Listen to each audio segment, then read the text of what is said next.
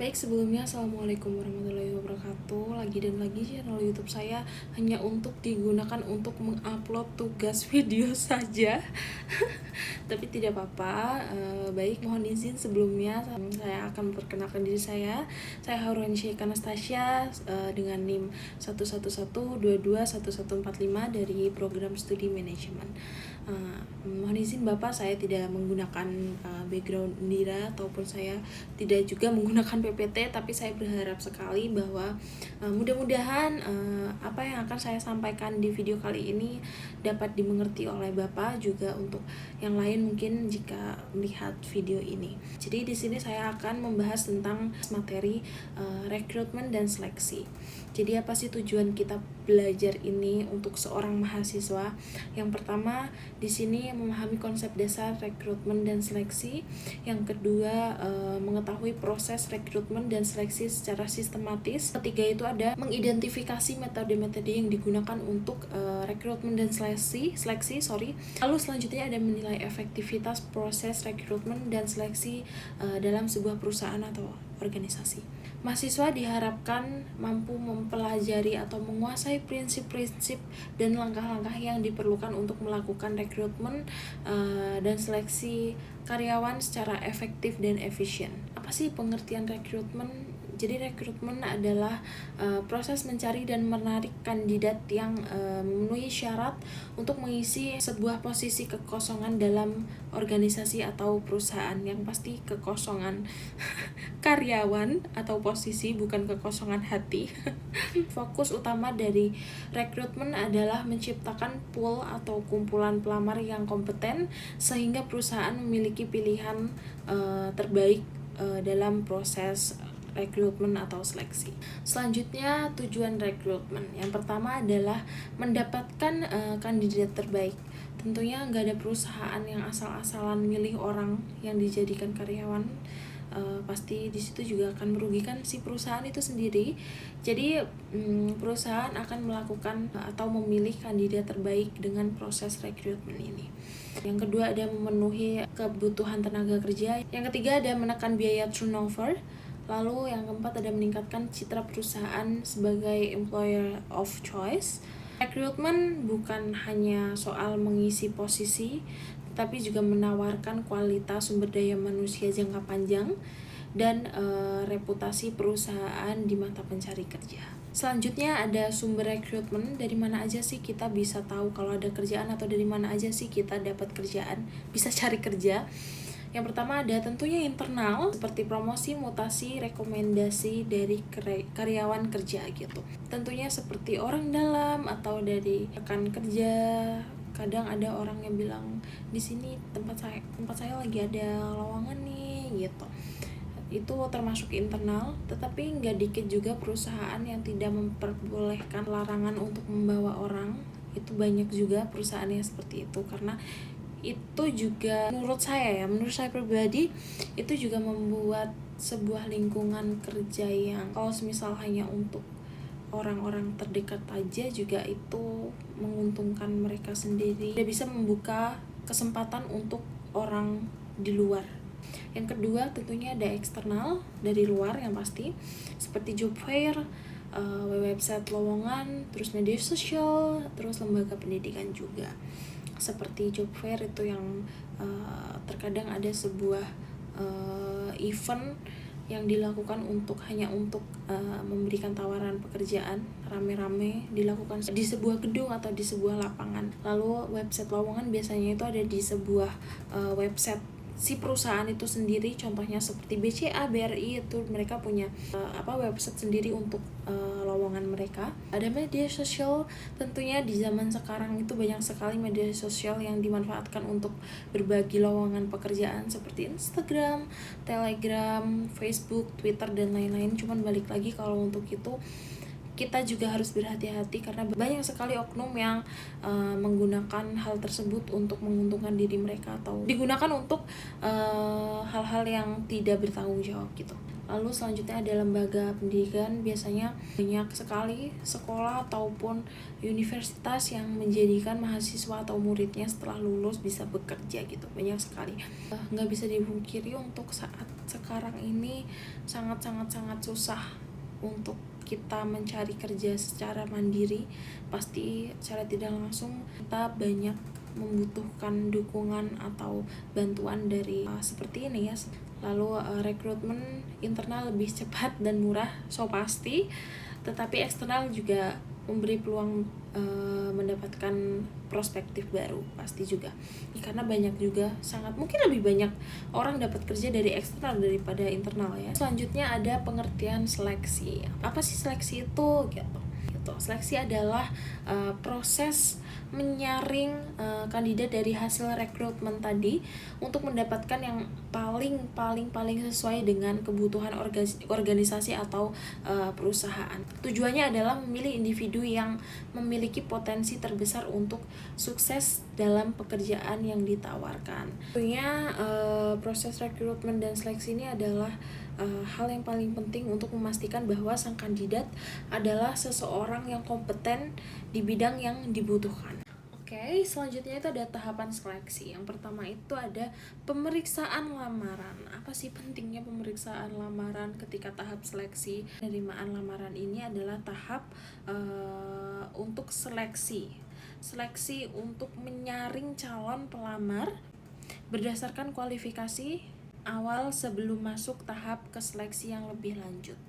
Lalu yang kedua ada seleksi administrasi. Administrasi ini biasanya untuk menyaring kandidat atau pelamar berdasarkan kelengkapan dan kesesuaian dokumen administratif sebelum masuk ke tahap tes lebih lanjut. Yang ketiga ada tes tertulis seperti psikotes, kemampuan teknis juga ada, lalu seperti tes akademik, tes non akademik juga ada, tes umum juga ada. Banyak perusahaan yang pakai tes kayak gini untuk memastikan bahwa sang kandidat atau calon karyawan yang akan menjadi bisa dibilang menjadi keluarga mereka juga itu sehat secara mental ataupun secara pikiran. Tapi ada juga perusahaan yang nggak pakai tes kayak gini, biasanya wawancara langsung tes kesehatan ataupun langsung penawaran kerja kayak gitu. Tes tertulis kayak gini lebih sering digunakan oleh perusahaan seperti perusahaan badan milik negara BUMN, terus PNS, calon PNS. Banyak juga perusahaan swasta yang lain yang pakai tes kayak gini. Sebenarnya ini wajib juga sebenarnya untuk memastikan lagi dan lagi kesiapan si kandidat. Lalu yang keempat adalah wawancara. Wawancara juga adalah tahapan seleksi paling penting karena menurut aku ini adalah salah satu cara untuk melihat seorang kandidat secara langsung, melihat kandidat itu siap atau tidak untuk diberi tanggung jawab oleh sebuah perusahaan. Bahkan kadang wawancara tidak hanya dilakukan sekali tetapi berkali-kali. Biasanya yang pertama dengan user, terus selanjutnya dengan HR, lalu selanjutnya lagi. Biasanya paling banyak itu 4 kali, tapi nggak tahu kalau ada yang lebih dari itu. Mungkin ada ya, pasti ada, karena apalagi kalau perusahaan besar itu pasti ada, karena balik lagi, karena makin besar perusahaannya pasti akan lebih berat tanggung jawabnya. Jadi wajar kalau semisal proses tahapan seleksi atau rekrutmennya itu banyak. Jadi ya wajar. Ini ada cek referensi. Apa sih cek referensi itu? Biasanya cek referensi itu untuk memverifikasi informasi yang diberikan oleh kandidat dan menilai rekam jejak secara objektif. Lalu selanjutnya ada tes kesehatan. Penting gak sih tes kesehatan ketika tahap seleksi? Penting banget, apalagi buat orang-orang yang ngelamar di bagian frontliner yang berdampingan atau akan bertatapan langsung dengan customer. Itu pasti akan sangat penting. Lalu selanjutnya ada penawaran kerja. Apa sih penawaran kerja? Penawaran kerja itu biasanya ada di akhir wawancara, yaitu memberikan kesempatan kepada kandidat terpilih agar secara resmi menerima atau menolak tawaran yang sudah kita jalani dari awal rekrutmen sampai selesai tahap seleksi. Jadi si kandidat berhak untuk menolak di akhir pun, karena itu juga hak mereka. Jadi kalau misal ketika di akhir tahap seleksi sang kandidat memutuskan untuk menolak karena mereka tidak nyaman, yaitu hak mereka. Nah, setiap tahap tadi bertujuan untuk menyaring kandidat berdasarkan klasifikasi atau kualifikasi kemampuan dan kesesuaian budaya kerja. Selanjutnya itu adalah alat seleksi. Yang pertama itu ada curriculum fit atau CV. Yang kedua itu ada tes kemampuan dan kepribadian. Yang ketiga ada wawancara berbasis kompetensi. Keempat itu ada assessment center. Kelima itu ada background check. Karena alat seleksi yang tepat meningkatkan validitas atau reliabilitas dalam memilih kandidat yang terbaik. Selanjutnya ada perbedaan rekrutmen dan seleksi. Rekrutmen dan seleksi ini adalah proses yang saling berdampingan, saling melengkapi, tetapi bukan terpisah. Yang pertama itu ada tujuannya tentunya. Tujuan dari rekrutmen itu adalah menarik pelamar, tetapi tujuan dari seleksi itu adalah menyaring pelamar. Yang kedua itu perbedaan dari fokusnya. Yang pertama itu ada fokus dari rekrutmen. Kalau fokus rekrutmen itu adalah kuantitas pelamar, sedangkan fokus dari seleksi adalah kualitas pelamar. Tiga adalah prosesnya. Proses dari rekrutmen adalah proaktif, sedangkan proses dari seleksi adalah evaluatif. Oke, selanjutnya itu ada tantangan dalam proses rekrutmen dan seleksi. Apa aja sih tantangannya? Yang pertama itu ada ketersediaan sumber daya manusia atau SDM yang berkualitas. Tentu saja karena banyak sekali pencari kerja yang melamar tidak sesuai dengan apa yang mereka pelajari selama studi. Karena tidak bisa dipungkiri juga, menurut saya bahwa pencari kerja itu tidak sebanyak yang mencari kerja. SDM-nya lebih banyak daripada pencari kerjanya. Jadi terkadang banyak sekali pencari kerja yang tidak sesuai dengan minatnya. Kedua itu ada persaingan antar perusahaan. Lalu yang ketiga ada biaya rekrutmen yang tinggi. Mungkin ini adalah menjadi salah satu faktor kenapa banyak perusahaan yang lebih membuat klasifikasi lowongan yang minimal punya pengalaman 2 tahun, minimal punya pengalaman setahun, karena mereka tidak mau mengeluarkan biaya untuk training. Karena bagaimanapun juga menurut saya itu penting ya di sebuah perusahaan. Kalau misal perusahaan kita tidak menyediakan training, atau kita egois ya untuk kita harus cari karyawan yang sudah kompeten bertahun-tahun di bidang ini agar kita nggak perlu mengeluarkan biaya training, atau kita juga punya karyawan yang udah jelas kompeten ya kita gimana untuk memberikan kesempatan orang untuk belajar ya. Jujur sedikit sekali yang untuk sekarang perusahaan yang masih menyediakan training, karena ya mungkin balik lagi mereka nggak mau ribet untuk itu, mereka mau dapat karyawan yang udah kompeten di bidang itu gitu. Tapi kalau nggak gitu, di mana lagi mereka mau cari kesempatan dan cari pengalaman? Kadang menurut saya tuh nggak masuk akal di sebagian klasifikasi kayak mereka nulis fresh graduate boleh melamar, tetapi minimal 2 tahun, minimal punya pengalaman 2 tahun.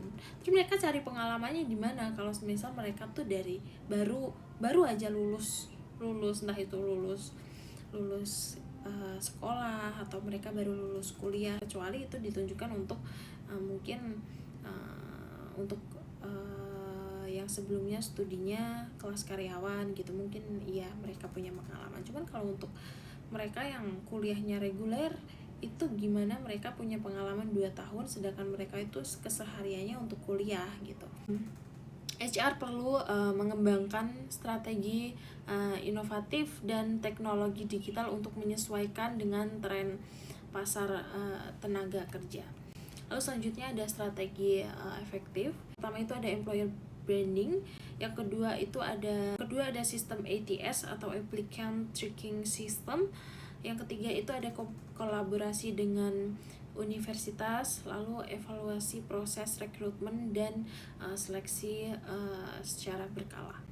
Perusahaan yang memiliki strategi rekrutmen dan seleksi yang baik akan unggul dalam memperoleh talenta yang terbaik. Yang terakhir ada kesimpulan. Jadi rekrutmen dan seleksi adalah proses yang paling penting dalam pengelolaan sumber daya manusia.